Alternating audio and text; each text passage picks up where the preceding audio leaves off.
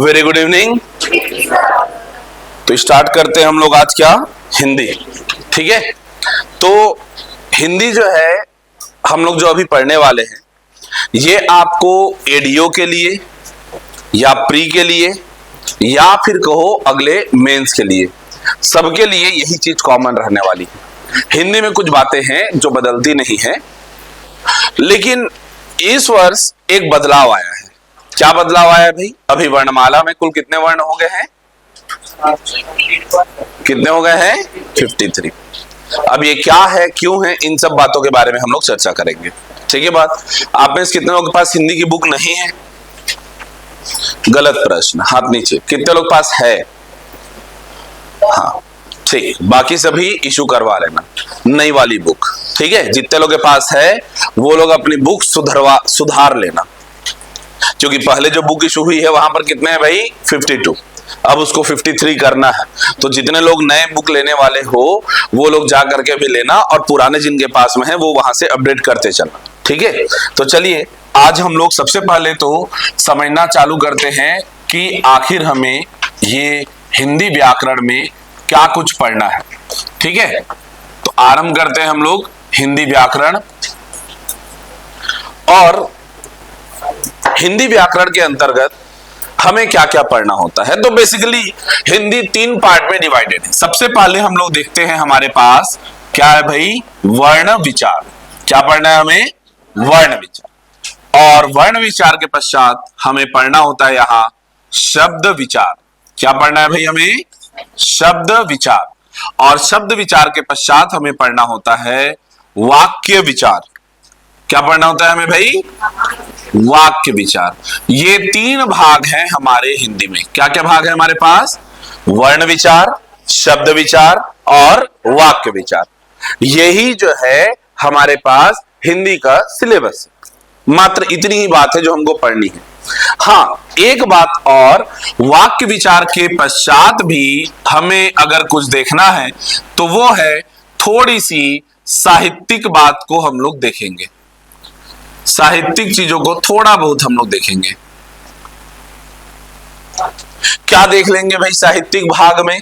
तो वहां पर हम लोग रस छंद अलंकार के बारे में देखेंगे, हिंदी साहित्य के विकास इत्यादि को, थोड़ी बहुत बातों को हम लोग वहां पर देखेंगे। खैर, पहले हम लोग अगर मूल रूप से चर्चा करें तो हमें क्या क्या पढ़ना है? वर्ण विचार, शब्द विचार और वाक्य विचार। इसी बात को सबसे पहले समझ लेते हैं हम लोग कि हमारा जो सबसे पहला अध्याय होने वाला है, इसको कहेंगे क्या हम लोग? वर्णमाला। क्या पढ़ना है हमें?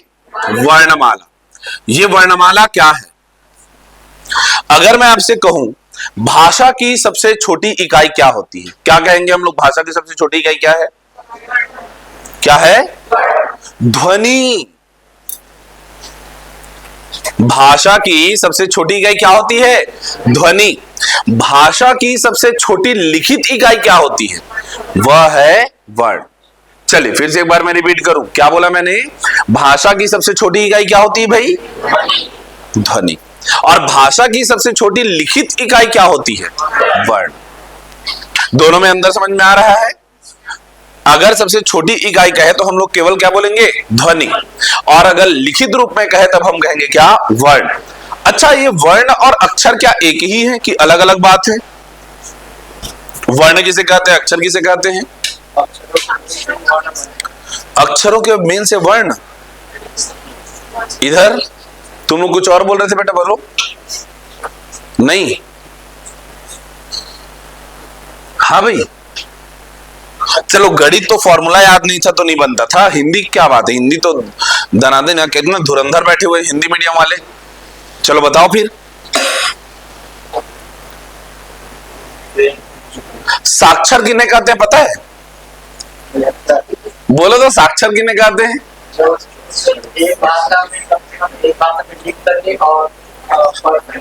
है ना, अक्षरों का ज्ञान हो। अब बताओ अक्षर किसे कहते हैं?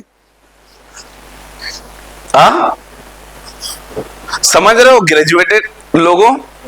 मैं तुम्हें क्या कहने की कोशिश कर रहा हूं, तुम समझ पा रहे इस बात को? हाँ कि ना? नालायकों, ये बताओ मुझे जरा,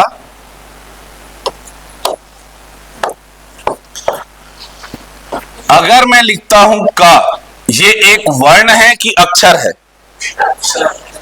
अक्षर है, वर्ण नहीं है। और ये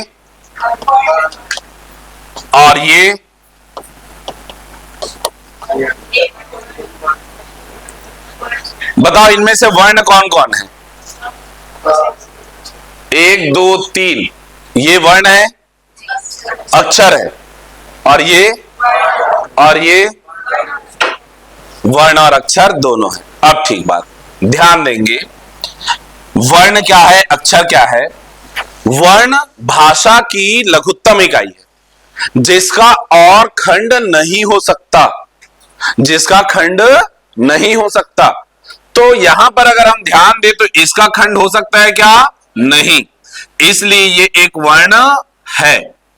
अ का और खंड हो सकता है क्या? नहीं, इसलिए एक वर्ण है। और अक्षर क्या होते हैं भाई?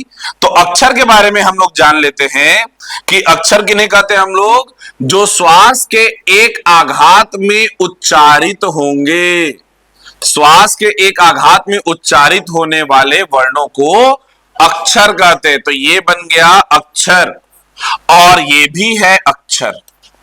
अब यहां पर इस बात को समझेंगे, हम इसका उच्चारण कर सकते हैं क्या? नहीं, जब तक कि किसी व्यंजन में हलंत लगा हुआ है। क्या कहा मैंने? जब तक कि किसी व्यंजन में हलंत लगा हुआ है, हम उसे उच्चारित नहीं कर सकते, इसलिए वो एक अक्षर नहीं है। ये केवल और केवल क्या है? एक वर्ण है। और ये हम देखते हैं कि ये जो है, ये जो क लिखा हुआ है, वास्तव में कैसा लिखा है भाई? तो ये लिखा है क धन अ, और इसलिए हम इसे उच्चारित कर सकते हैं। और आप ध्यान से देखो, मैंने बोला वर्ण को और ज्यादा तोड़ा नहीं जा सकता, खंडित नहीं किया जा सकता, लेकिन हमने यहां कर दिया। तो इसलिए ये क्या है भाई हमारा? ये क्या है? अक्षर। क्लियर है बात? ठीक है, क्या है बातें समझ में आ रही हमें? तो वर्णमाला के अंतर्गत हम वर्णों को, अक्षरों को समझेंगे। आप में से कुछ लोग होंगे जो पीएससी के, व्यापम के विभिन्न परीक्षाओं में बैठे होंगे, या कोई भी कॉम्पिटिटिव एग्जाम बैठे होंगे, तो आपने शब्द सुना होगा अल्प प्राण, महाप्राण, अघोष, सघोष, या फिर कौन से वर्ण का उच्चारण कहां से होता है, स्पर्श व्यंजन क्या है, अंतस्थ क्या है, ऊष्म क्या है, संयुक्त व्यंजन कौन होते हैं, पूछा जाता है नासिका से उच्चारित वाले अनुस्वर, या फिर स्वरों के भी उच्चारण स्थान। ऐसी सारी बातों को अध्ययन करना ही हमारा क्या है? चैप्टर 1 का वर्णमाला। क्या बात क्लियर है? हाँ कि ना? वर्णमाला में हम लोग इन सभी बातों का अध्ययन करने वाले हैं। इसके पश्चात जो है हम लोग पढ़ेंगे क्या? यहां पर दूसरा जो हमारा अध्याय होगा, इसका नाम होगा वर्तनी। क्या पढ़ेंगे भाई हम लोग? वर्तनी। वर्तनी क्या है? वर्तनी क्या है, इस बारे में भी हम लोग थोड़ा सा चर्चा कर लें, थोड़ी सी इस बारे में चर्चा हो। जब कभी भी हम कोई भी शब्द उच्चारित करते हैं, यदि हमारी उच्चारण ही शुद्ध ना हो, तो क्या हम उसे शुद्धता से लिख पाएंगे? कहो आगे ना। जब तक कि हम उसे उच्चारित सही नहीं करेंगे, हम उसे सही तरीके से लिख नहीं पाएंगे। गलत उच्चारण के कारण जब हम गलत तरीके से उसे लिखते हैं, अर्थात उसकी वर्तनी अशुद्ध हो जाती है। वर्तनी उसकी क्या हो जाती है भाई? अशुद्ध हो जाती है। अब ऐसा होता क्यों है? जैसे हमें लिखना है आशीर्वाद, बोल के देखो, एक बार और बोलिए। अब एक बार लिख करके देखिए जरा, आशीर्वाद। आशीर्वाद लिखिए।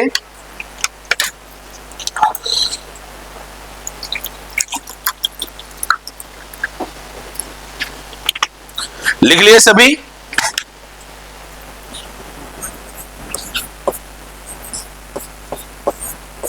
लिख लिया आशीर्वाद ऐसा सबके सब?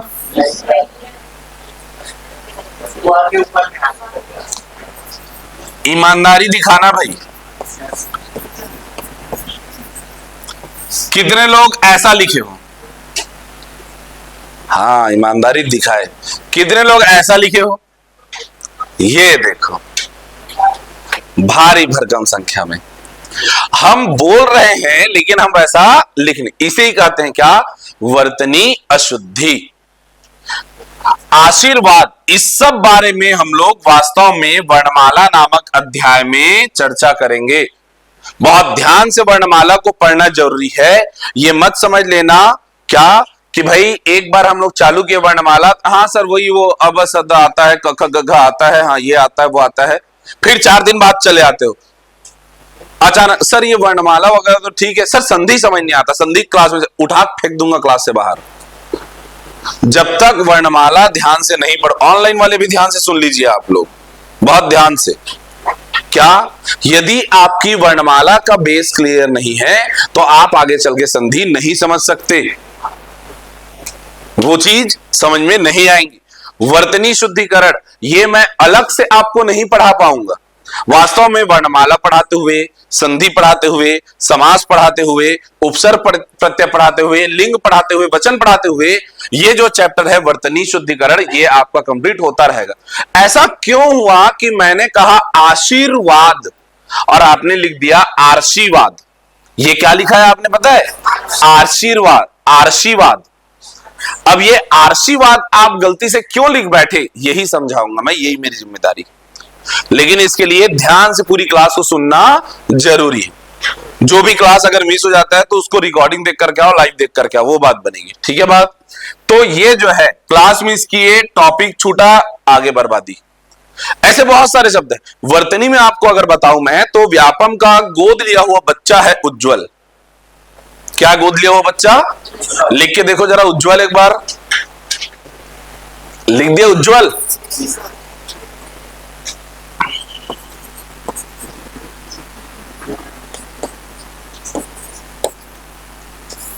ऐसी लिखे ना? नहीं, ऐसे लिखे ना?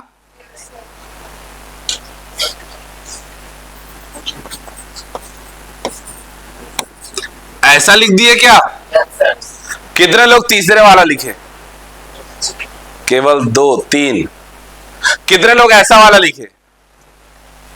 और कितने लोग ये वाला लिखे? अरे बाप रे, ये तो मुझे उम्मीद ही नहीं था कि ऐसा भी लिख दोगे तुम लोग।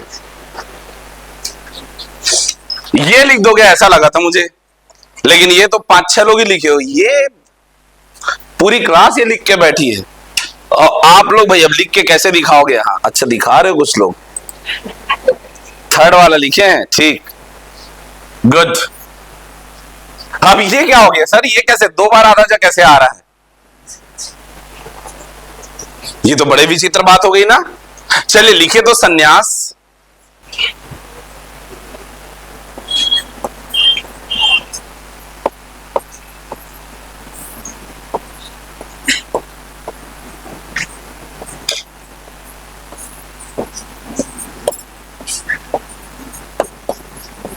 वन 2 3 बताओ, 1 वाले कितने लोग हैं? पूरी क्लास 1 में निपट गई। 2 वाले कितने लोग हैं? 1 2। ये कितने लोगों ने लिखा है?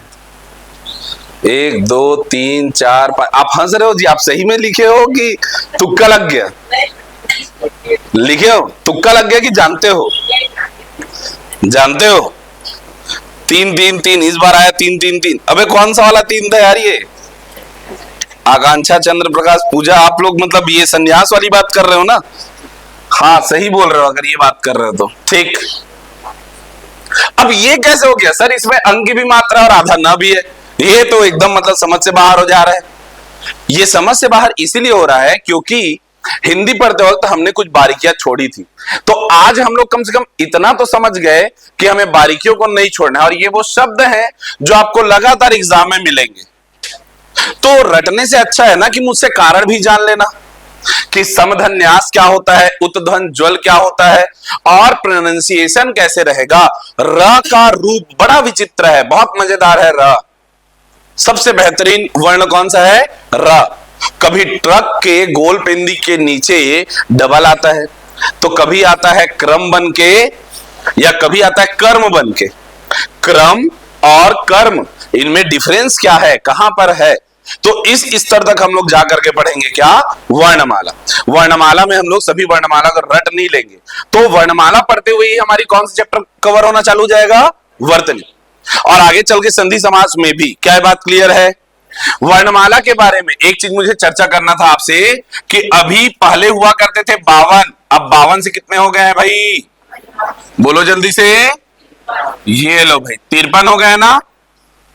और इनमें से कितने स्वर है बताइए जरा, 11। और व्यंजन कितने हैं, 34। आए?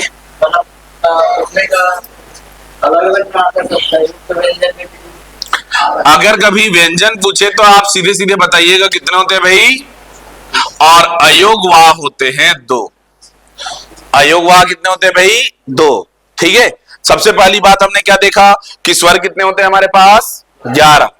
व्यंजन पहले हुआ करते थे 40, अब हो गए क्या, पहले हुआ करते थे 39, अब हो गए कितने, 40। ठीक है, और अयोगवाह कितने भाई हमारे पास, कौन कौन से सर एक बार बोल करके बता दो जल्दी से।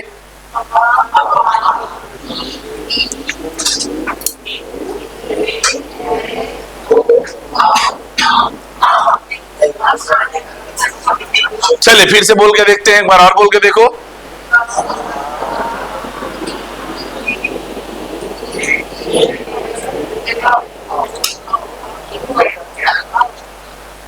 फिर से एक बार बोल करके देखिए जरा।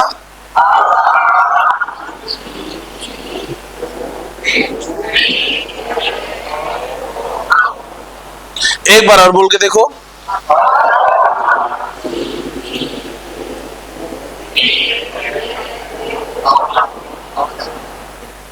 मुझे लग रहा था कुछ दिनों पहले तक कि भाई अगर चतुर्भुज के क्षेत्रफल का फॉर्मूला नहीं याद है तो बच्चे कैसे बोलेंगे, लेकिन मुद्दा यह है कि तुम तो अनार भी नहीं बोल पा रहे हो। जब तक कि बोलने में इतनी झिझक रहेगी, जबकि मैंने आपको कह दिया कि जब तक सही उच्चारित करोगे नहीं तब तक सही लिख नहीं पाओगे। तो वर्तनी समझने के लिए हमारा सही उच्चारण का होना अति अनिवार्य है, आवश्यक नहीं, अनिवार्य। आवश्यक और अनिवार्य में क्या अंतर है, अनिवार्य अर्थात जिसका निवारण नहीं है। रोते गिड़गिड़ाते सिर पटकते रह जाओगे, बोलते रह जाओगे कि हाँ सर हमारा यहां पर गलती होता है, हाँ तो होता रहेगा जिंदगी भर, और वो आपके जीवन को प्रभावित नहीं करेगा। आपको गलती करते हुए जीना है, जियो, लेकिन अगर अधिकारी बनना है तो मानक हिंदी जाननी सीखनी होगी। अगर यहां बैठे हो तो इस चीज को सीखो। फिर से बोल करके देखो, आ से शुरू करो, पहला, अभी भी वो साउंड नहीं है, फिर से बोलो, पहला,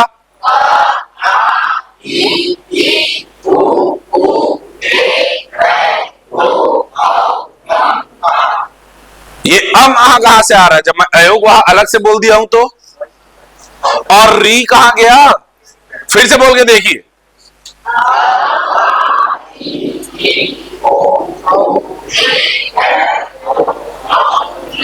मजे की बात यह है कि हमें यही नहीं पता कि री आना कहां है, कहां पर आना चाहिए। फिर से बोलिए, चलिए, पहला,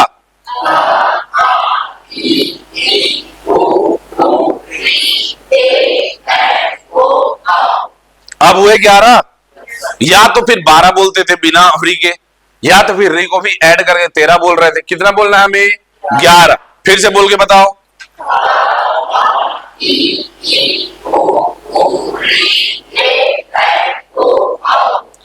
ई बोलो, दोनों ई को बोल के देखो, फिर से बोलो।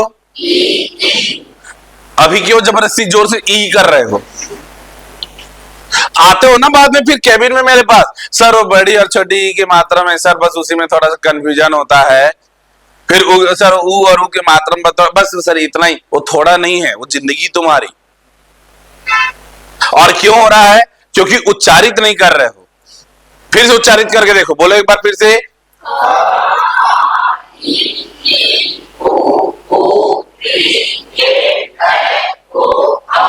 अब थोड़ा सा पहली बार ठीक आया, आता तो है, बोलने में शर्म आ रहा है, चलो शर्म ही दूर करते। फिर से एक बार दोहरा कर देखो,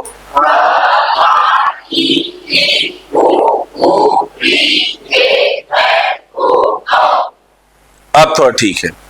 जब तक कि ई बोल करके नहीं देखोगे, ऊ बोल करके नहीं देखोगे, मात्रा कैसे सुधरेगी? बोलो गुरु, लिखो गुरु, लिखिए जरा, गुरु लिख करके बताइए जरा। हाँ बिल्कुल, ऑनलाइन वाले दोहराते रहेंगे बहुत अच्छा रहेगा। उच्चारित करना सीखना है। बहुत सुंदर, री सही जगह पर है डॉली, ठीक। गुरु लिख लिए? क्या हमने गुरु लिखा? गुरु लिखे कि नहीं लिखे? अरे हाँ कि ना? गलत लिखे ना लायकों। गुरु ऐसा लिखा जाता है। कितना छोटा सा गुरु मैंने बोला, गुरु, गुरु नहीं, गुरु। दोनों बार आपके जो होठ है वो कम लंबे हो रहे हैं, अर्थात ग और र दोनों में छोटे ऊ की मात्रा है, और र में छोटे ऊ की मात्रा ऐसे लगानी है, ऐसे नहीं। अब सोच लो, जब गुरु ही लिखना नहीं आ रहा है तो समझोगे कहां? हाँ, फिर समस्याएं हैं। समाधान क्या है बताओ? समाधान एक ही है, क्या? कि अब बिना झिझके सही उच्चारित कीजिए, बोलिए और उचित भाषा शैली में बोलिए।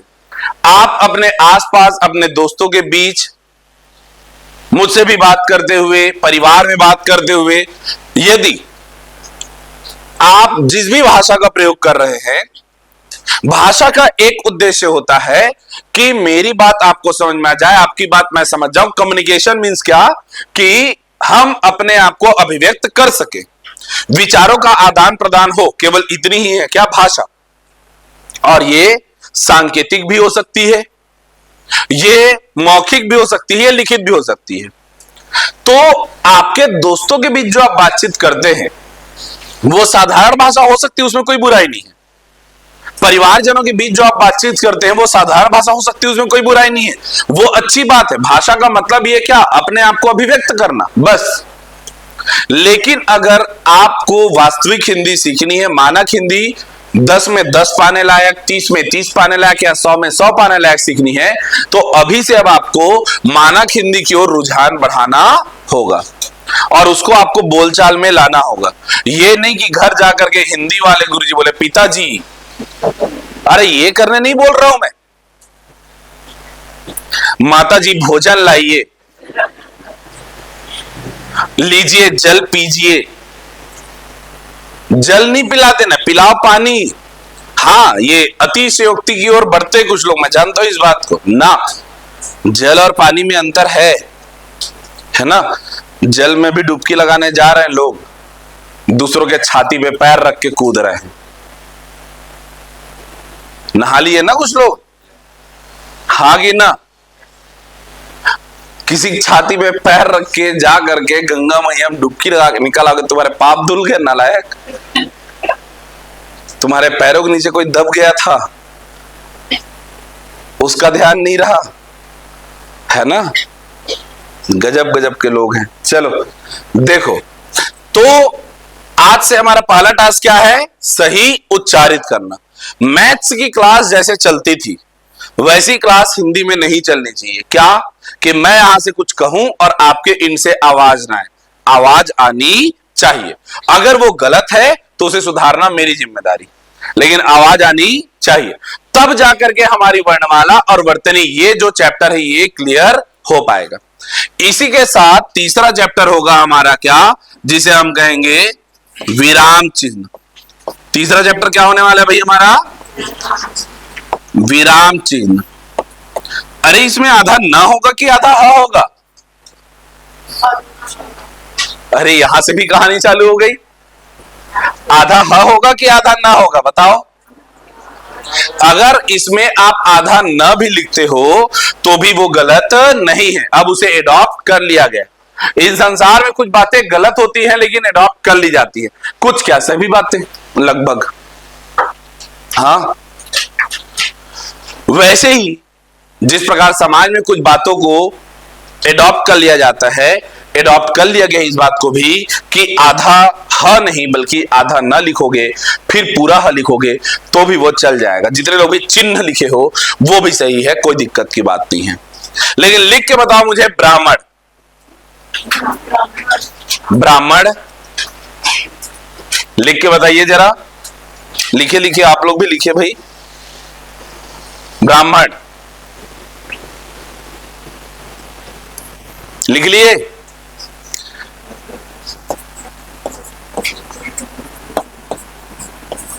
कितने लोग ऐसा लिखे ब्राह्मण? हम बोलते हैं ब्राह्मण लेकिन वास्तव में होता है ब्राह्मण। किताबों में हम लिखा हुआ देखते हैं कुछ ऐसा,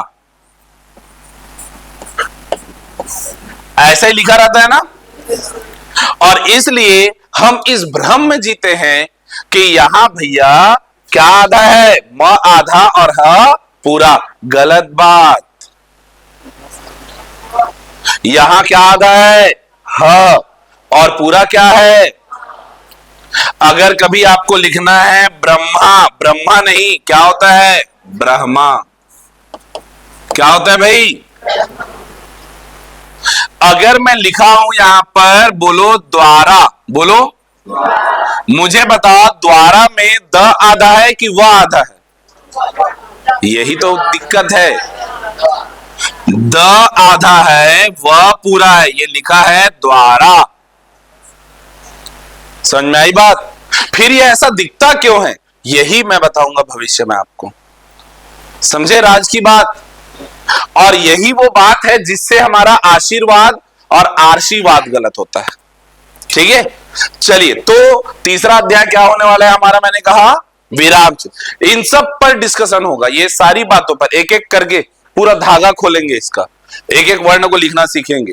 और ये इसलिए ताकि फिर आपको वर्तनी शुद्धिकरण में कोई भी शब्द आए, आप उस शब्द पर, नए शब्द पर भी विचार कर सको कि उसका सही चीज क्या होना चाहिए।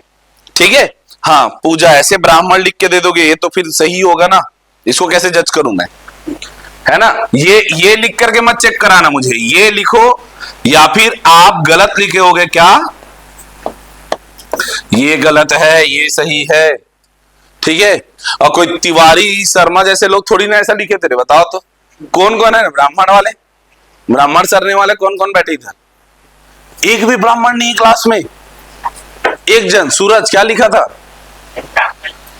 सही लिखा था ना, अभी जाति निष्कासित करवाता तुझको मैं।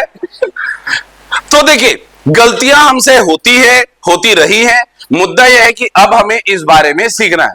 तो आइए वाक्य विचार, अब हम लोग विराम चिन्ह पर चर्चा करें। तो विराम चिन्ह, ये विराम चिन्ह क्या है?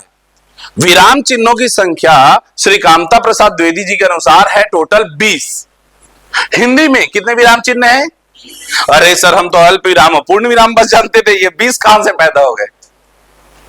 होते हैं, आप प्रयोग करते हो लेकिन कई बार उसे जानते नहीं हो, जैसे योजक चिन्ह, निर्देशक चिन्ह, लोप चिन्ह।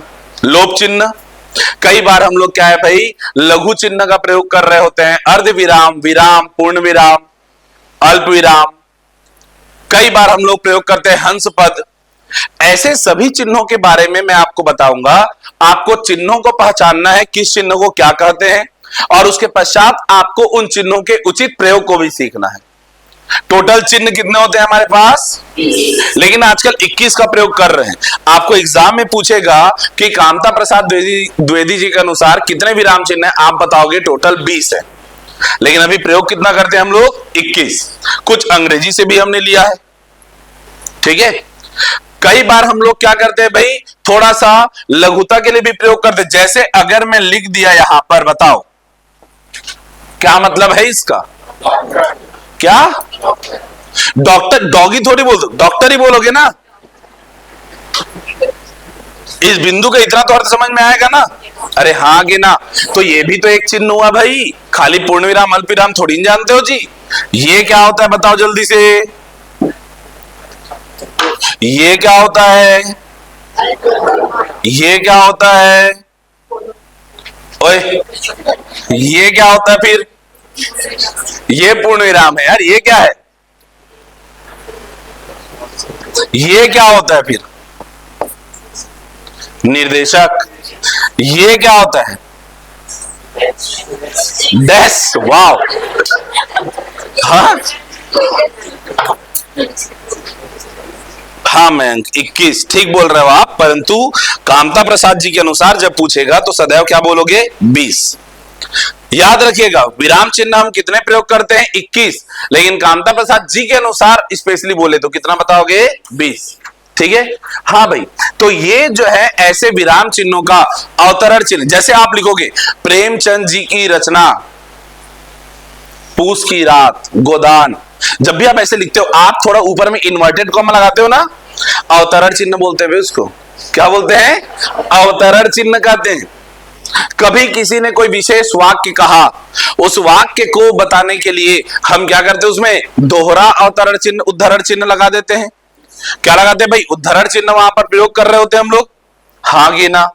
पुनरुक्ति चिन्ह का प्रयोग करते हैं। बाजार से हमको सामान लेकर के आना है, लिखे शक्कर 5 किलो, आलू 5 किलो ही लिखना है, तो दोबारा 5 किलो लिखने के बजाय हम लोग क्या लगा देते हैं? बहुत बढ़िया। कई बार क्या होता है, हम लिख देते हैं हमें पढ़ाई करना चाहिए, फिर ना ना ना ऐसे नहीं चलेगा, हमें मन लगाकर पढ़ाई करना चाहिए। अब ये मन लगाकर को क्या करोगे? कुछ ऐसा निशान लगा करके लिखते हो, ये कहलाता है हंस पद। क्या कहलाता है भाई? हंस पद। कई बार आप ऐसे, जिसको आप लोगों ने डैश कह दिया, ये डैश नहीं भाई, इसको हम लोग क्या बोलते हैं भाई? योजक चिन्ह। आपको कहना होगा क्या? भाई और बहन, आप लिख दोगे भाई योजक चिन्ह बहन, भाई बहन खेल रहे हैं। क्लियर है बात? हाँ कि ना? तो ऐसे चिन्हों के बारे में हम लोग सीखेंगे। ये आपका बेसिक चीज हुई क्या? वर्ण विचार से संबंधित बातें। ठीक है। ये वास्तव में विराम चिन्ह मैं अंत में बताता वाक्य विचार के, लेकिन अगर मैं अंत बताऊंगा तो पूरे कॉपी भर तो गंदगी में जाके रखे रहोगे ना, तो उससे अच्छा मैं पहले पढ़ा दूंगा ताकि आगे आप इसको सुधार के रखिए। इसके पश्चात हम पढ़ने वाले हैं, विराम चिन्ह के पश्चात अब हम शब्द विचार की ओर आगे बढ़ेंगे। वर्ण से क्या बनाएंगे हम लोग? शब्द। वर्ण से शब्द बनाने के 4 तरीके हैं। पहला तरीका ही हमारा पहला चैप्टर बनेगा, जिसका नाम है संधि। दूसरा तरीका ही हमारा क्या बनेगा भाई? समास। तीसरा और चौथा तरीका है हमारा उपसर्ग और प्रत्यय। उपसर्ग और प्रत्यय। समझ में आ रही बात? हाँ कि ना? उपसर्ग और प्रत्यय। तो सबसे पहले हम लोग समझेंगे क्या? संधि। क्या समझेंगे हम लोग? संधि और समास, इन दोनों बातों को समझ लीजिए। जब वर्णों का मेल हो और उसमें विकार उत्पन्न हो, तब उसे कहते हैं हम लोग संधि। वर्णों का मेल हो और उसमें विकार उत्पन्न हो, तब क्या कहलाता है भाई? संधि। क्या ये बात क्लियर है? और यदि शब्दों का आपस में मेल हो, 2 या 2 से अधिक शब्द एक साथ मिलकर एक नया शब्द अगर बनाते हैं, समासिक पद बनाते हैं, तो वहां पर है क्या? समास। संधि में एक और वर्णों का मेल हो रहा है और समास में शब्दों का। डिफरेंस कहां पर आ रहा है? इस चीज के लिए हमें पहले शब्द को समझ लेना जरूरी है। शब्द क्या होते हैं? वर्णों के सार्थक समूह को शब्द कहा जाता है। वर्ण कितने थे हमारे? केवल 53 थे ना? अरे एक नया जुड़ा है ना? अच्छा, वो नया जुड़ा उसको बोलते क्या है?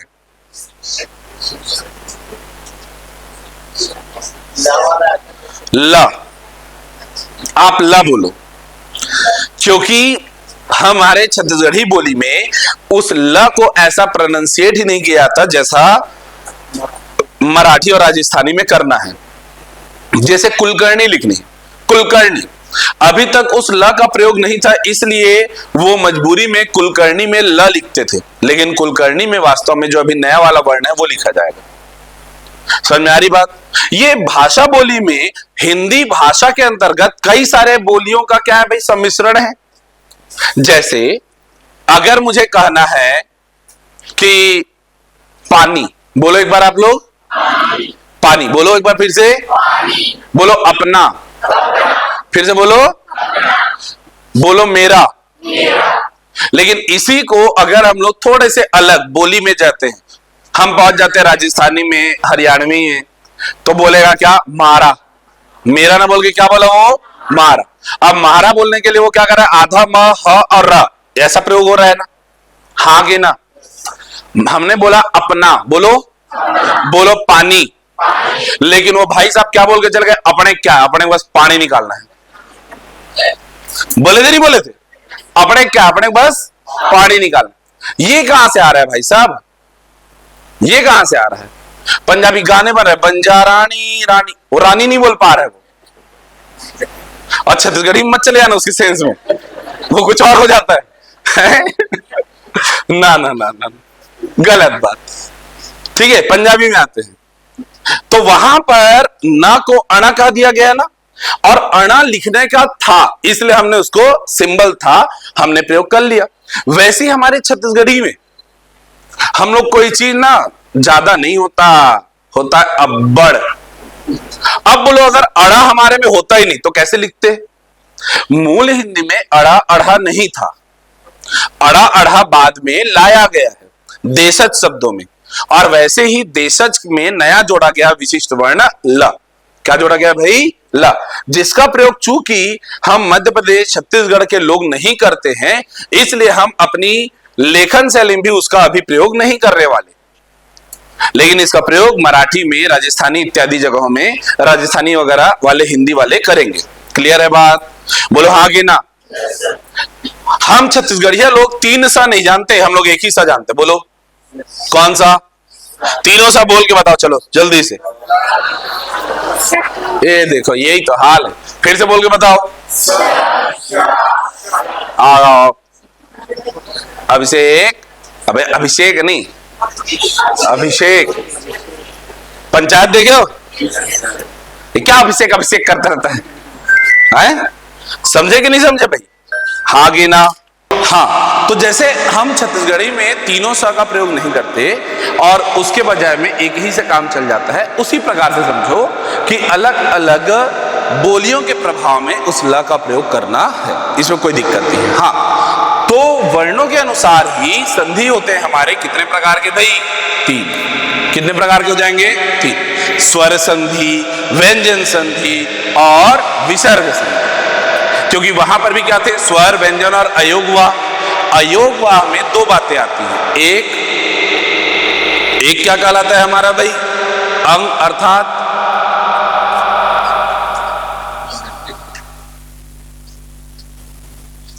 अगर हम अनुस्वर की ओर जाएं, वहां पर अंग की मात्रा के साथ कोई भी संधि नहीं हो सकती।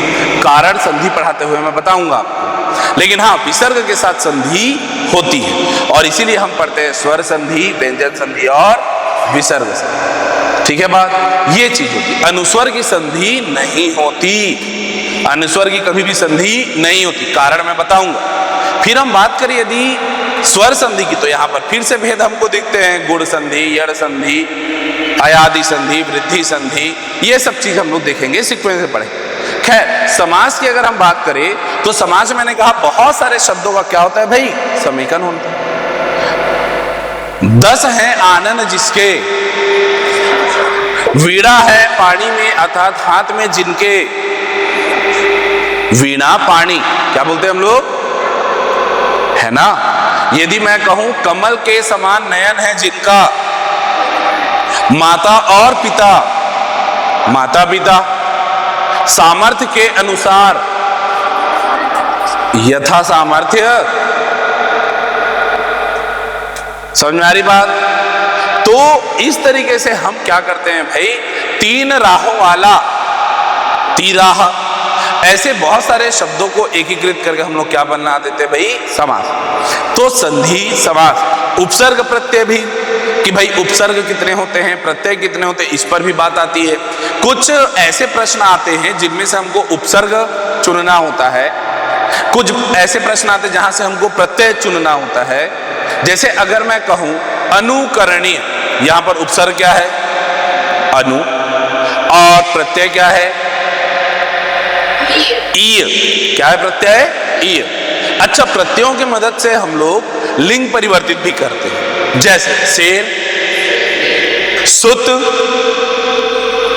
अब सुतनी तो नहीं बोल दोगे ना, सुता बोलोगे ना, शेर का शेरनी हुआ है तो सुत का सुतनी थोड़ी हो जाएगा, क्या होगा? सुता। अनुज, ठाकुर, क्या होगा? मोर, मोर का मोरनी, शेर का शेरनी, सुत का सुता, बेटा, बेटा का ठाकुर। हम देखते कभी आइन प्रत्यय, कभी ई प्रत्यय, कभी इन प्रत्यय, कभी बोल देंगे बिटिया या प्रत्यय। तो प्रत्ययों को अलग अलग हम लगाते हुए शब्दों के पुल्लिंग से हम स्त्रीलिंग भी बनाते हैं। ये भी यहां से प्रत्यय में हमको पढ़ना होगा। और ये सारा खेल हम लोग क्यों कर रहे हैं? क्योंकि हम जानते हैं इनसे क्या बनने वाला है हमारा भाई, शब्द। अब हमारा अगला अध्याय आएगा जिसको हम कहते हैं क्या? शब्द भेद। क्या बोलेंगे भाई हम लोग? शब्द भेद। क्या बोलेंगे हम लोग? शब्द भेद या पद भेद। शब्द भेद बोलना उचित होगा या पद भेद? हाँ भाई, शब्द भेद। पद किसे कहते हैं फिर? करेक्ट। जब शब्द वाक्यों में प्रयोग हो तब उन्हीं को पद कहते हैं। पद कोई नया चीज नहीं है। मैंने कहा कमल, बोलो बोलो मकल। मकल मतलब कुछ नहीं होता ना। वर्णों के सार्थक समूह को शब्द कहते हैं। मैंने बोला मकल, कोई अर्थ निकला नहीं, लेकिन मैंने बोला कलम, तब भी अर्थ बन रहा है।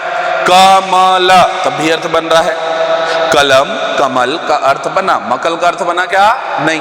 तो कलम और कमल शब्द हुए। लेकिन अगर मैं इसी को कहूं कि तालाब में कमल के फूल खिले हैं, तब कमल एक शब्द नहीं बल्कि एक पद कहलाएगा। क्या कहलाएगा भाई? पद कहलाएगा। तो हम यहां पर शब्द भेद या कहो पद भेद समझेंगे।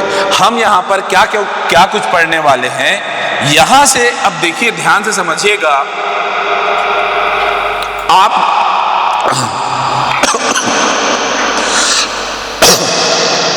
आप लोग का काम यहां चालू है। क्या काम? क्योंकि अगर हम शब्दों पर विचार करें तो हमारे यहां हिंदी भाषा, मैं भी भाषा का विकास आपको नहीं बताया, लेकिन अब थोड़ा सा एक हिंट कर दूं। हिंदी भाषा का विकास हम देखते हैं तो ये कहां से हुआ है भाई? संस्कृत, वैदिक संस्कृत, फिर लौकिक संस्कृत, फिर पाली, प्राकृत, अपभ्रंश या अवहट्ट भाषा, पंचमेल खिचड़ी के पश्चात अरबी, फारसी, अंग्रेजी, पुर्तगाली, फ्रांसीसियों से समृद्ध होते हुए खड़ी बोली के परिष्कृत रूप को हम हिंदी कहते हैं। क्या समझा हमने? फिर से मैं रिपीट करूं।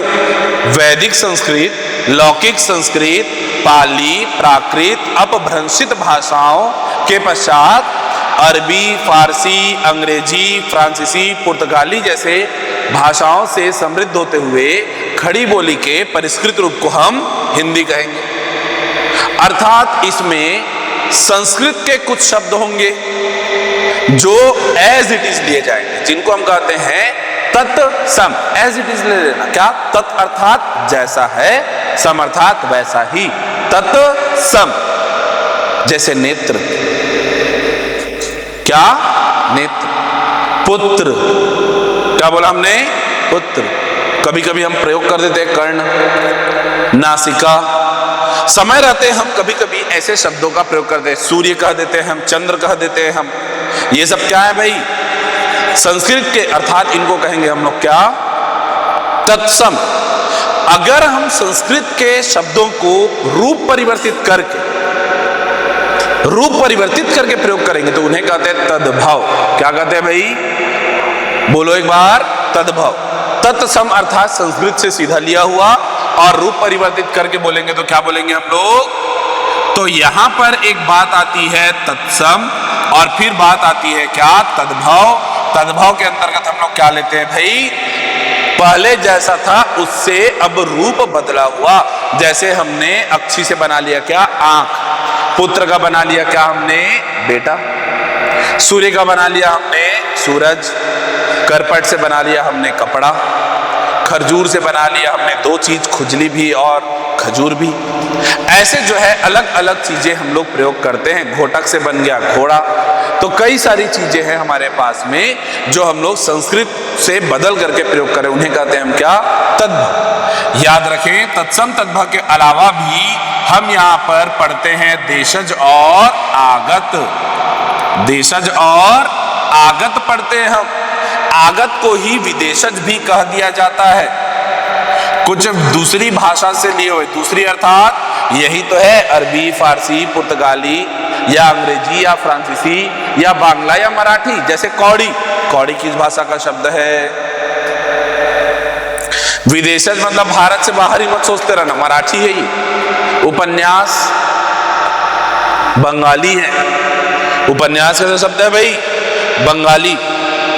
हाँ, उपन्यास कैसा शब्द है भाई? बंगाली।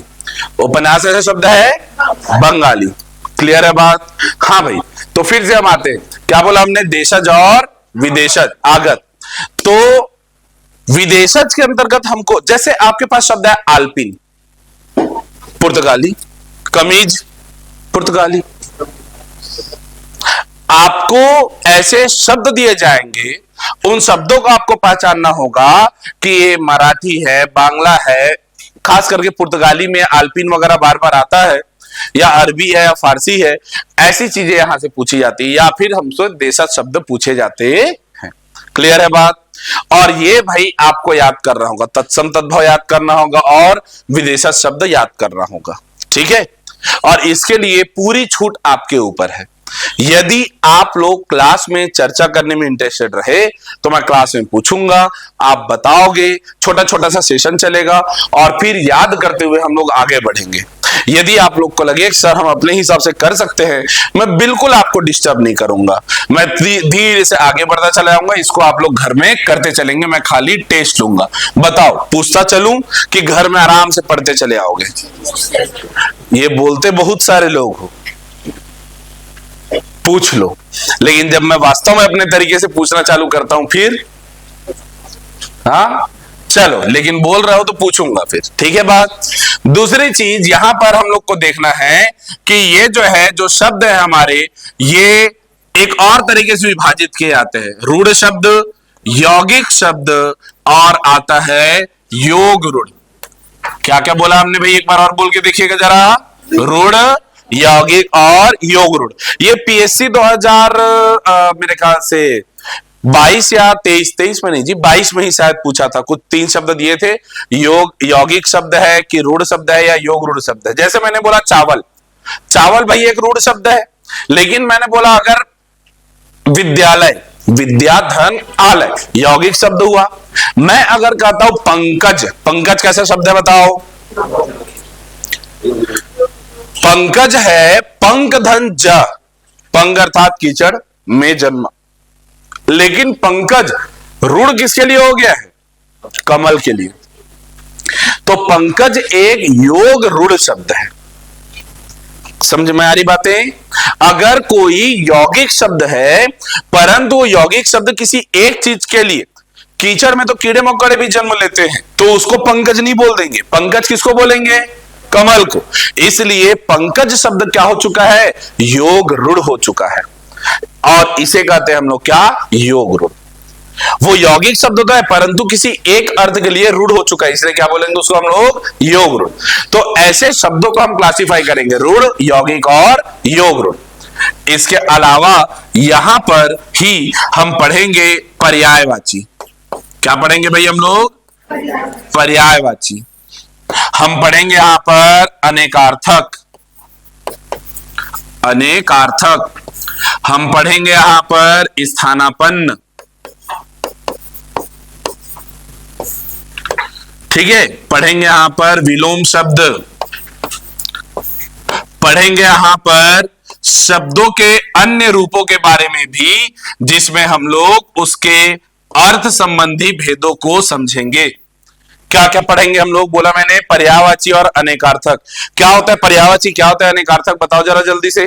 सर अनेकार्थक मतलब शब्द समूह के लिए एक शब्द प्रयोग करते हैं। ये अनेकार्थक होते हैं बेटा? किसी वाक्य के लिए एक शब्द प्रयोग करने को स्थानापन्न कहते हैं बेटा। हाँ, क्या बोल रहे थे आप लोग, बोलिए। शब्द एक लेकिन अर्थ अनेक, शब्द एक लेकिन अर्थ अनेक, है ना। जैसे बहुत कॉमन नेम होता है एक, क्या, हाँ, जैसे कनक को हम लोग ले लेते हैं, अलंकार में पढ़ते हैं ना, कनक कनकते 100 गुनी माँ दत्ता अधिकाय वाह खाए बौराय नर वाह पाए बौराय रे। पछताए क्या होता है? कनक खाने वाला कब पछताने लग गया? कुछ भी बोलते तुम, बौराया रहता है वो। 3 बेर खाती थी वे 3 बेर खाती है। एक शब्द कहता हूं मैं, नाग। नाग, नाग मतलब मैंने नाग में नाग को नाग से कुचला हुआ देखा। नाग में अर्थात पर्वत में, नाग को अर्थात नाग सांप को, नाग से अर्थात हाथी से। नाग का मतलब हाथी भी होता है, पर्वत भी होता है और तीनों चीजें हैं। समझ में आ रही बात? तो एक नाग और अर्थ अलग अलग। द्विज, जिसका 2 बार जन्म, ब्राह्मण को भी द्विज कहते हैं। द्विज तो अंडे से जन्म लेने वाले सभी जीवों को भी कहते हैं, जैसे पक्षी हो गए, ठीक है। तो ये हो गए क्या? अनेकार्थक, एक शब्द और उसके अनेक अर्थ। लेकिन अगर बहुत सारे शब्द एक ही अर्थ को इंगित करे तो उसे कहते हैं हम लोग पर्यायवाची। क्या कहते हैं उसको? हम लोग पर्यायवाची कहते हैं। जैसे अगर हम कहेंगे क्या, बादल, बादल के पर्यायवाची बोल के बताओ भाई जरा।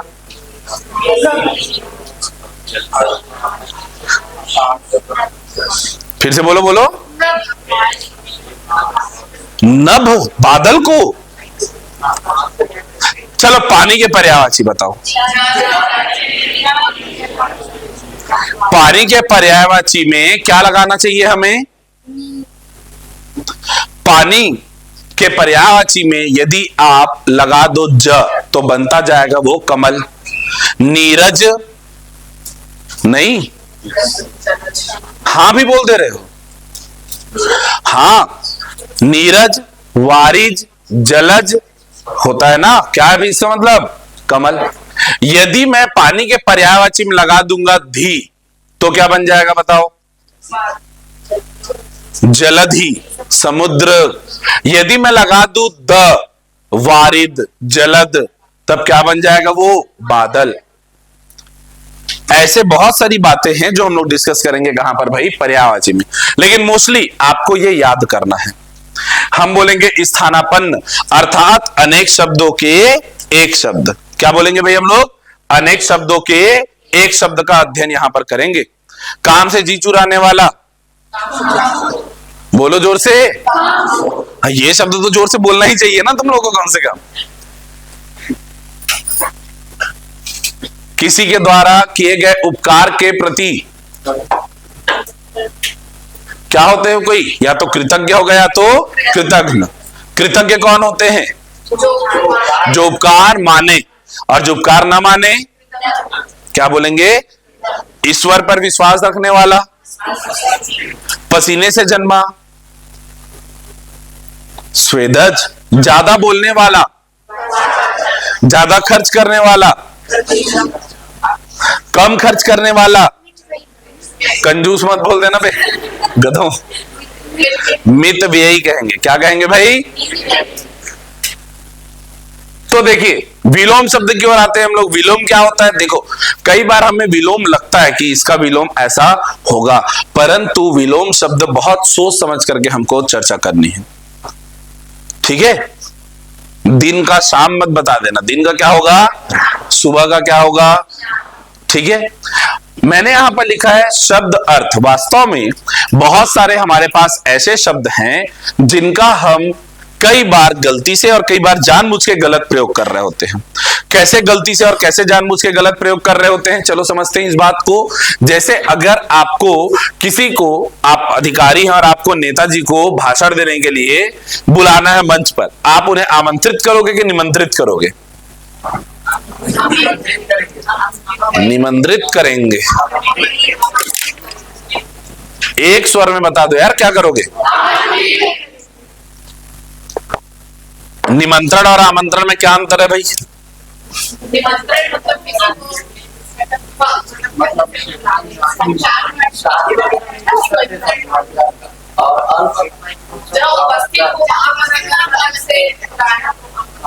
अस्त्र और शस्त्र में क्या अंतर है?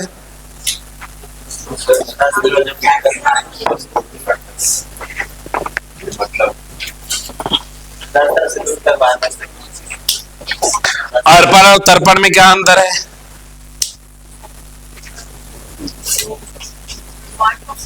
चढ़ाया जाता है, जल चढ़ाया जाता है। करेक्ट करेक्ट, सही बोल रहे हो। कोई भी लिक्विड, अगर जल है, दूध है, दही है, घी, वो तर्पण है। फूल, पत्ती, फल, मिष्ठान इत्यादि चढ़ाना अर्पण है। किसको फेंक कर मारेंगे, किसको हाथ में रख के ही मारेंगे। अस्त्र शस्त्र में डिफरेंस। छठी का आमंत्रण कार्ड होता है कि निमंत्रण होता है? शादी का निमंत्रण कार्ड होता है क्या आमंत्रण कार्ड होता है? हाँ, ये तो कभी गौर नहीं किया लग रहा तुम। छठी कार्ड में क्या लिखा रहता है? आमंत्रण, और शादी के में निमंत्रण। ऐसा क्यों?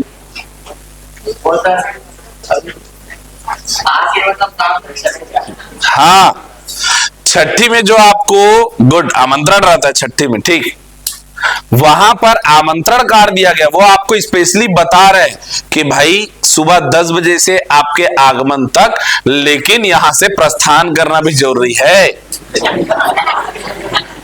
रात को बकरा के चक्कर में रुक मत जाना, वो लिख के दे रहा है। छठी कार्यक्रम, समझो इस बात को, क्या बोला गया? आमंत्रण। अगर वो आमंत्रित कर रहे हैं मतलब आपको बुलाया जा रहा है, बाकी आपके स्वल्पाहार, नाश्ता पानी, भोजन, रहने की व्यवस्था नहीं है। हाँ, किसी को बुला रहे हैं तो स्वल्पाहार दे देना वो बनता है, वो अलग बात। लेकिन अगर किसी ने निमंत्रित कर दिया, अर्थात वो आपके भोजन, पानी, रुकने की व्यवस्था सब तय करके रखेगा। और इसलिए षष्ठी का कार्यक्रम क्या होता है भाई? आमंत्रण पत्र होता है। सुबह कार्यक्रम हुआ, शाम को तुरंत निकलो बैग पैक करके। सही समय पे आओगे तो भोजन मिलेगा, नहीं आओगे तो भोजन की उम्मीद मत करना। ये कार्ड में लिखा हुआ है, लोग समझ नहीं पाते। सुबह 10 बजे से आपके आगमन तक मतलब शाम को 4 बजे जाके भात रांध दे, ऐसे थोड़ी ना होगा भाई। 2 बजे तक आए हो, खाना मिल गया, 4 बजे आए हो तो गुलाब जामुन बचा दे देंगे, मिक्सचर बचा दे देंगे, दोबारा तुम्हारे समोसा नहीं तला जाएगा। समझ में आ रही बात? आमंत्रण पत्र है, वो निमंत्रण नहीं। लेकिन हाँ, शादी के कार्ड में निमंत्रण लिखा हुआ है।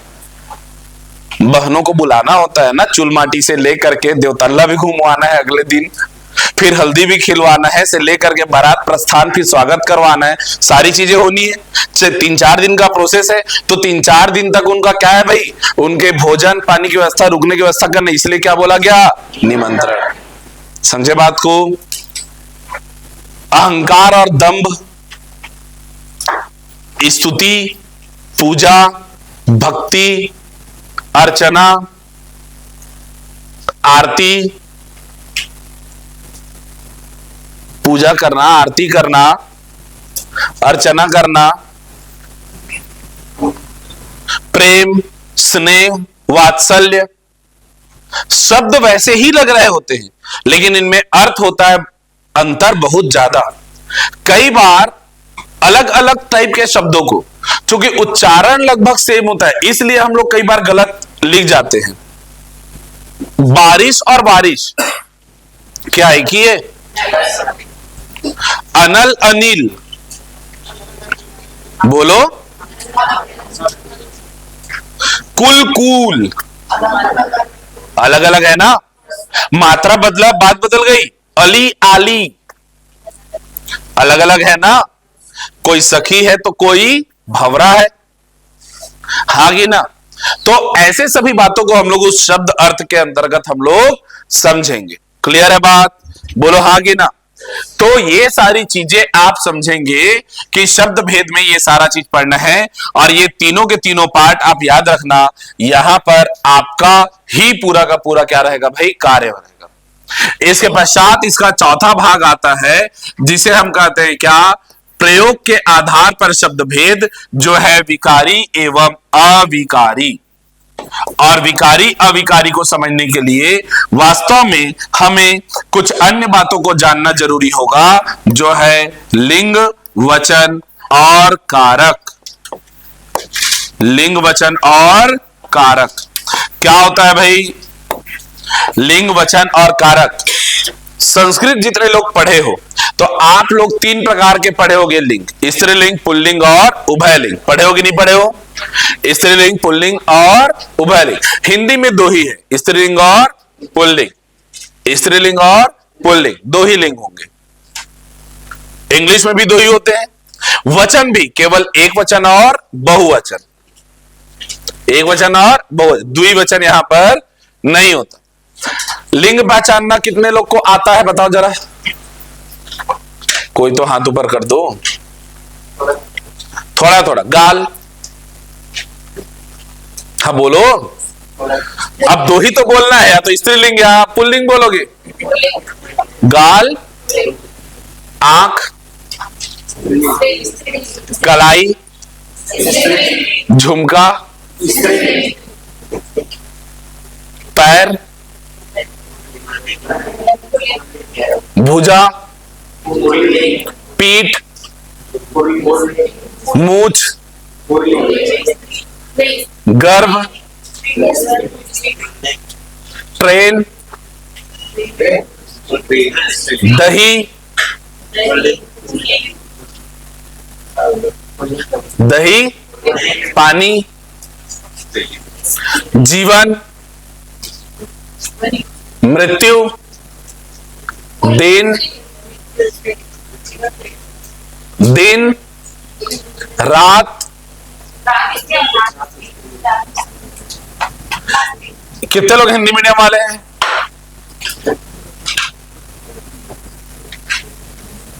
इंग्लिश मीडियम वालों देखो अपने बगल के लोगों को, हाथ क्यों नीचे कर लिए? ऊपर करो।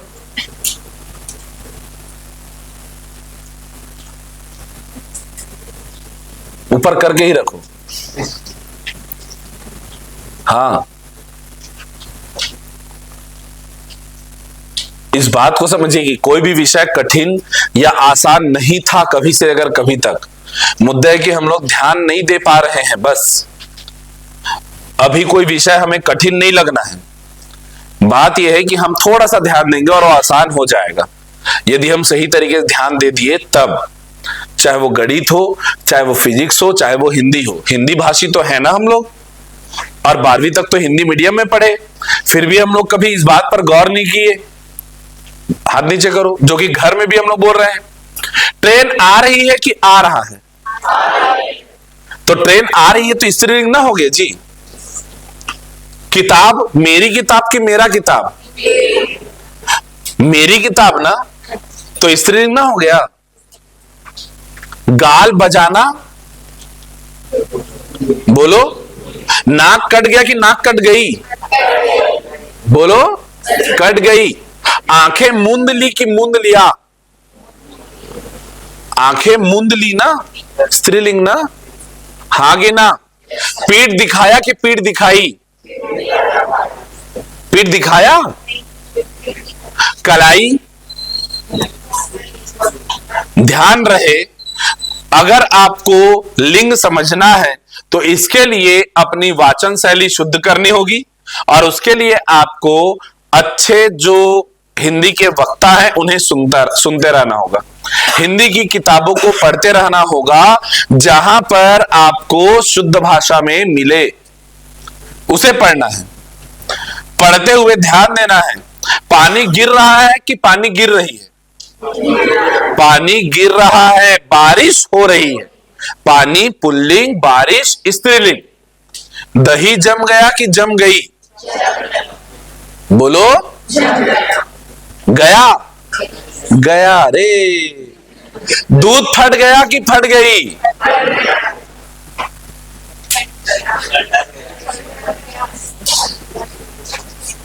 अब जब यही नहीं बनेगा, लिंग पहचानने के 3 तरीके हो सकते हैं, सर्वनाम, विशेषण और क्रिया। जैसे विशेषण आ रहा है मेरा बात की नहीं समझ में आ रहा है? अरे मेरा बात समझ में आ रहा है कि नहीं आ रहा है? अगर आ रहा है तो हो गया सत्यानाश, क्योंकि बात समझ में आ रही है। बात स्त्रीलिंग है। मेरी बात अच्छी लगी कि नहीं? बात अच्छा नहीं लगता, बात अच्छी लगती है। हाँ कि ना? लत, लत क्या है? पुल्लिंग की स्त्रीलिंग?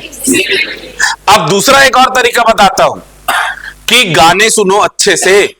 मुझे तो तेरी, बोलो, गोरी है कलाइयां, गोरी है, गोरा नहीं है, गोरी है कलाइयां। झुमका गिरा रे, गिरी नहीं रे, गिरा रे। तो झुमका मैं बोला, तुम लोग स्त्रीलिंग बोल दिए थे। गाने सुनो, आपके लिंग सुधरने चालू हो जाएगा। झुमका गिरा रे, कहां? वो बरेली की बाजार तुमको याद है नालायकों, लेकिन गिरा बोले ये याद नहीं आया। बताओ चूड़ी क्या होगा फिर?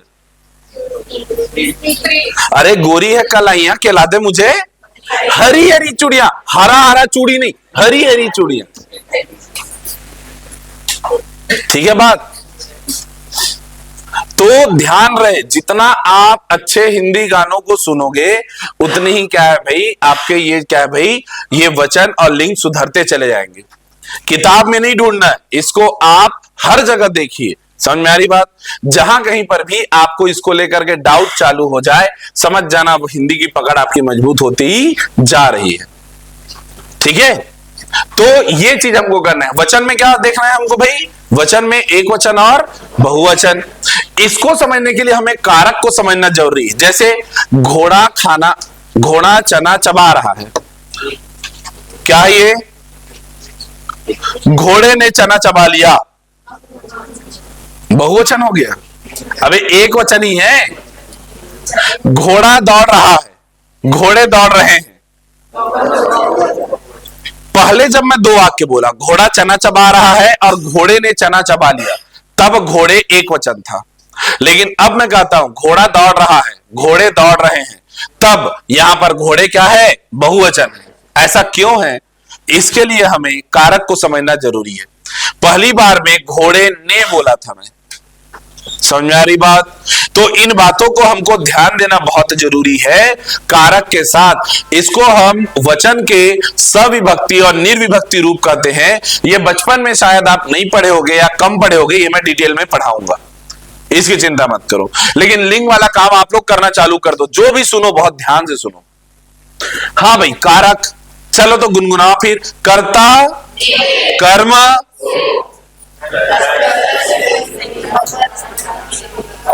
अरे बोलो, कर्ता,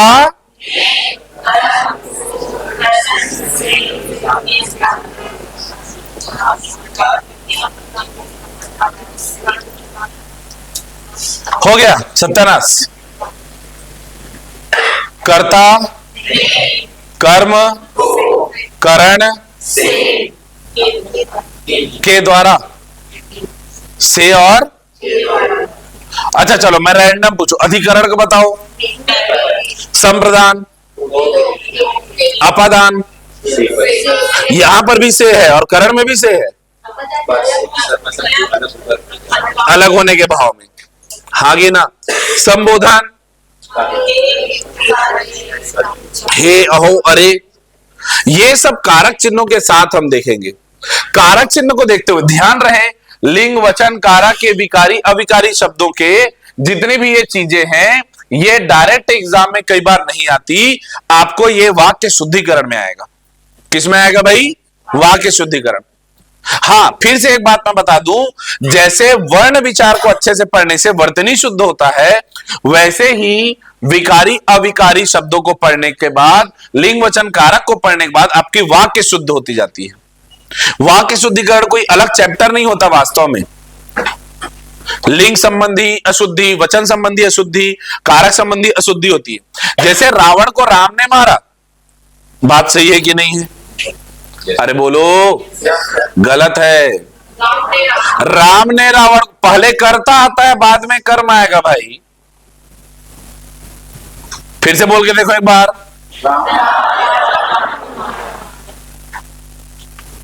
ठीक है बात। हाँ, हम बोलचाल में किस बात को महत्व दे रहे हैं इसके लिए कि मैं कहूंगा मैंने तुमको हिंदी पढ़ाया। क्या बोला मैंने तुमको हिंदी पढ़ाया। और स्पेशली अगर इनके लिए अगर मुझे प्रयोग करना है, मैं बोल दूंगा तुमको मैंने हिंदी पढ़ाया। अभी मैं किनको हाईलाइट करना चाह रहा हूं? अब इसका मतलब क्या है, वो वाक्य शुद्ध नहीं, बल्कि वहां पर बात आती है हाईलाइट करने की। तो आपके नोट्स में या कुछ विशेष स्थलों पर जहां कहीं पर भी आपको ऐसा गलत वाक्य दिखाई दे, समझ जाना वहां पर वो किसी और बात को हाईलाइट करना चाह रहे हैं। ठीक है बात। लेकिन शुद्ध वर्तनी में हमेशा क्या होगा भाई, शुद्ध वाक्य शुद्धिकरण की ओर कर्ता के बाद क्या आएगा भाई, क्रिया। कर्ता के बाद आएगा कर्म, फिर क्रिया। बोलो, राम ने मारा। अरे बोलो, अरे जोर से बोलो यार। राम ने रावण को मारा। राम ने सीता के लिए रावण को मारा। राम ने सीता के लिए अपने बाण से रावण को मारा। राम ने पंचवटी से अपहृत सीता के लिए अपने बाण से रावण को मारा।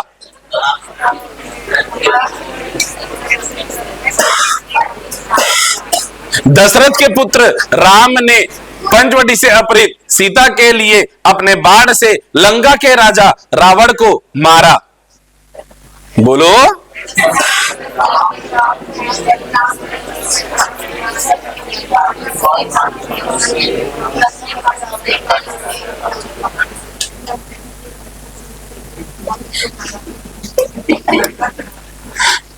हम ऐसे वाक्य बना बना करके प्रैक्टिस करेंगे कि पहले कौन सा कारक आता है। ठीक है बात। आकाश में वर्षा ऋतु में चिड़िया उड़ रही हैं। बोलो,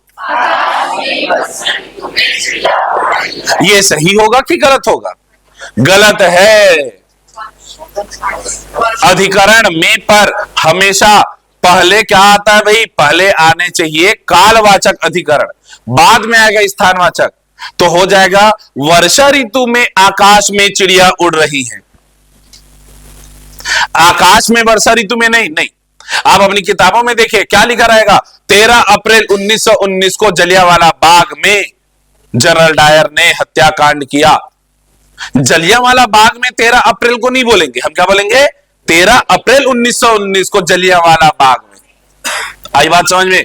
पहले काल, फिर स्थान, उसके बाद फिर कांड। ठीक है बात। तो इन बातों को ध्यान रखना ही वाक्य शुद्धिकरण है भाई।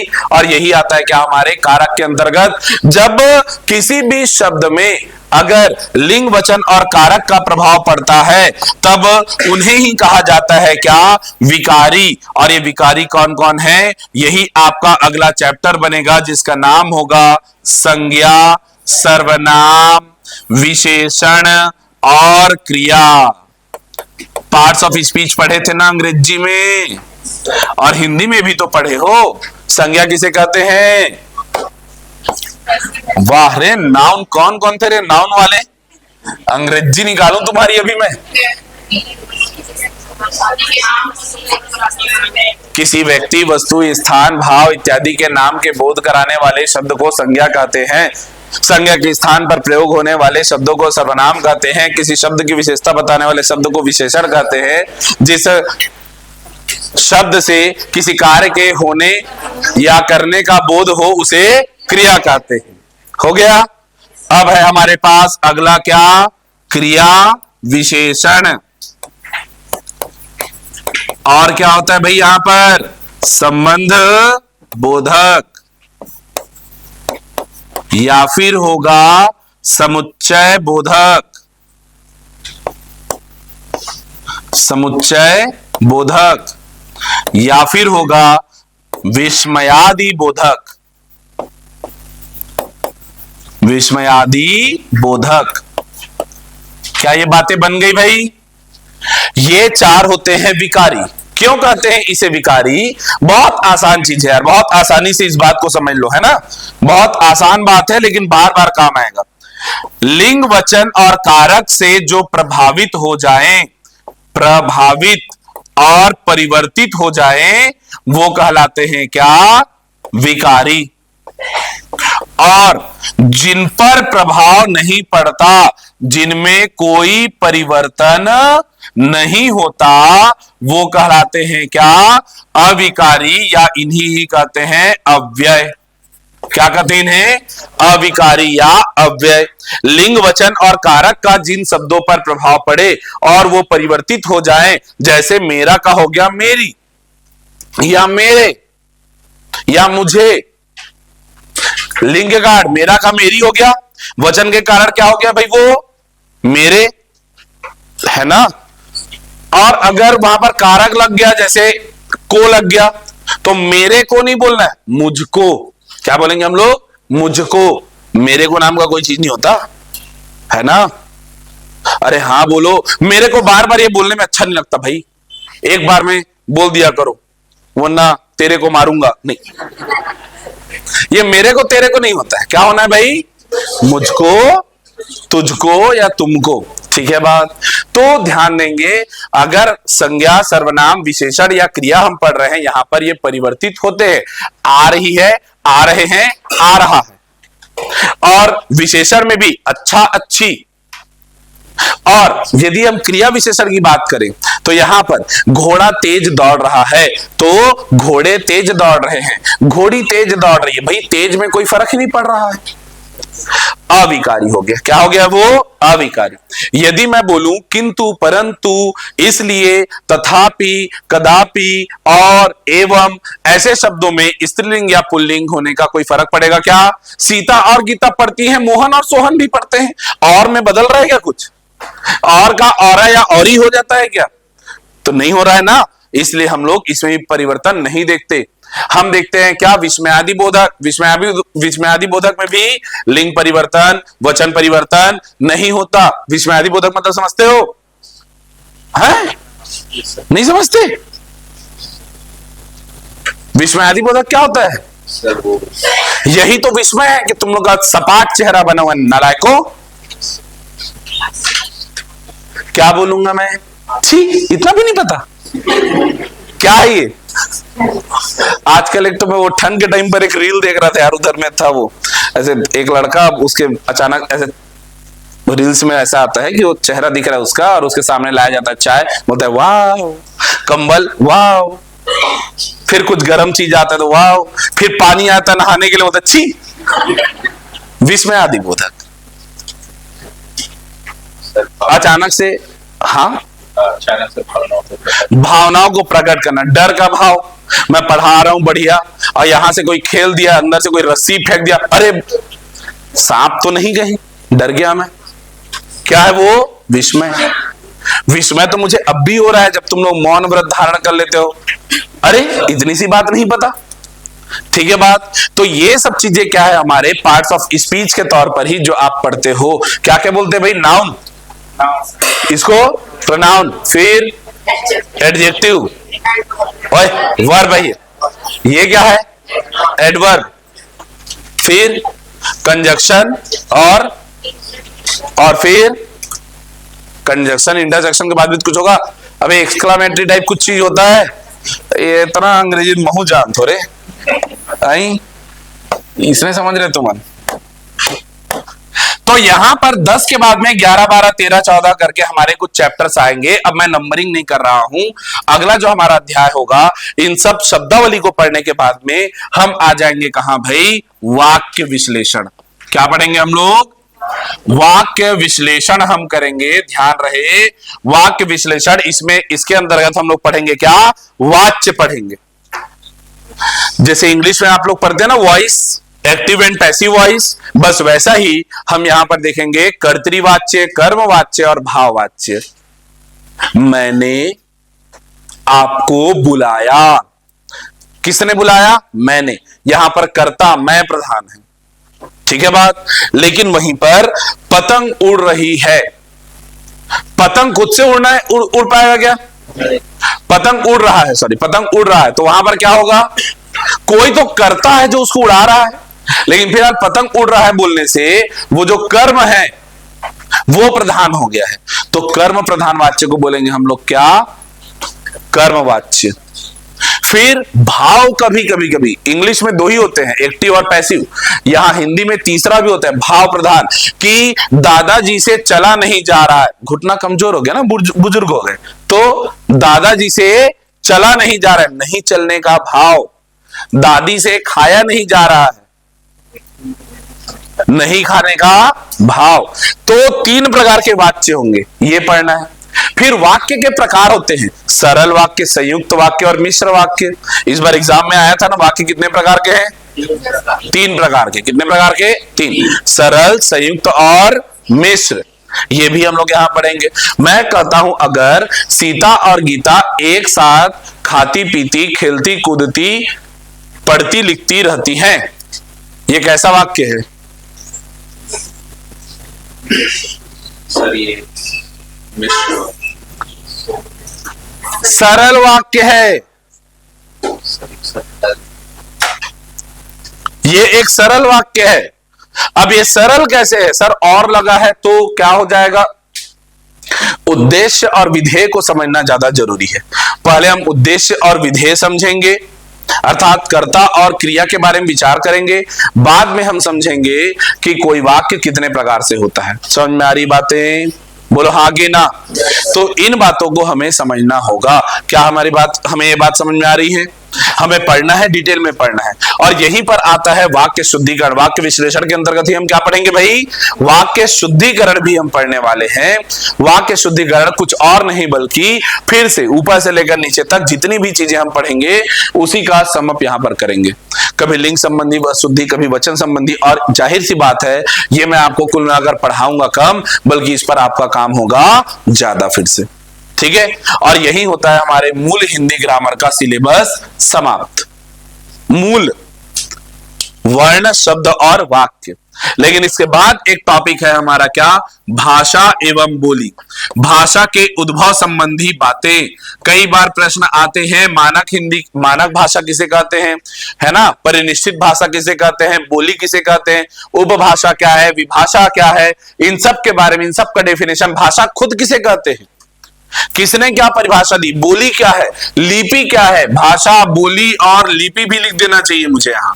हिंदी के लिए कौन सी लिपि का प्रयोग कर रहे हैं हम लोग, देवनागरी। ये लिपि का इतिहास क्या है, बोली का इतिहास क्या है, हमारी हिंदी छत्तीसगढ़ी बोली जो है ये किसके अंतर्गत आती है, राजस्थानी क्या है, ये सारी चीजें को हम लोग समझेंगे। कहां पर, भाषा बोली में। जो मैंने बीच में आपको बताया था कि हिंदी भाषा वैदिक संस्कृत, लौकिक संस्कृत, पाली, प्राकृत, अवहट, फिर अरबी, फारसी, अंग्रेजी, पुर्तगाली, फ्रांसीसी से समृद्ध होते हुए खड़ी बोली की परिष्कृत रूप है। तो हमारी स्रोत भाषा क्या हुई, संस्कृत। हिंदी किसकी बेटी है, संस्कृत की, लेकिन बीच में बहुत सारी चीजें उसमें क्या हुए भाई, समाहित हुए हैं।